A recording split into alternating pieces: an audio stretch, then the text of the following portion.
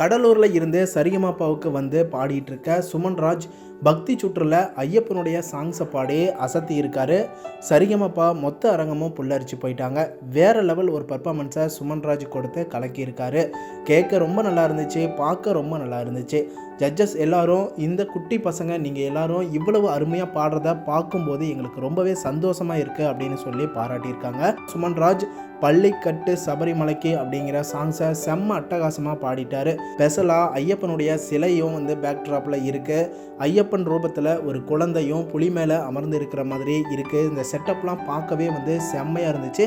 அரங்கத்தில் இருந்த எல்லாருமே செம்மையாக என்ஜாய் பண்ணாங்க, வியந்து போனாங்க. மேலும் சுமன்ராஜ் பாடி முடித்ததும் ஸ்வேதா மோகன் மேம் ஸ்டேஜுக்கே ஓடி போய் சுமன்ராஜ் நீ சூப்பராக பாடிட்ட அப்படின்னு ஹக் பண்ணி செம்மையாக அவங்கள உற்சாகப்படுத்தியிருக்காங்க.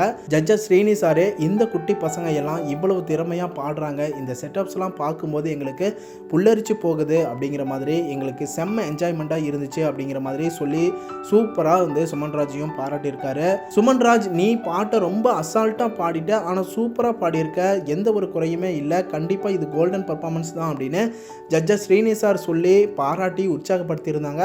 அதை தொடர்ந்து பல்லாக்கு கொண்டு வந்தாங்க. சுமன்ராஜையும் ஐயப்பன் ரூபத்தில் காட்சி தந்த அந்த சின்ன குழந்தையும் பல்லாக்கு தூக்கி சூப்பராக இந்த சீசனுக்கு வெல்கம் பண்ணி முதல் எபிசோடில் வந்து கோல்டன் பர்ஃபார்மன்ஸை வந்து சுமன்ராஜுக்கு கொடுத்து அசத்தி இருக்காங்க.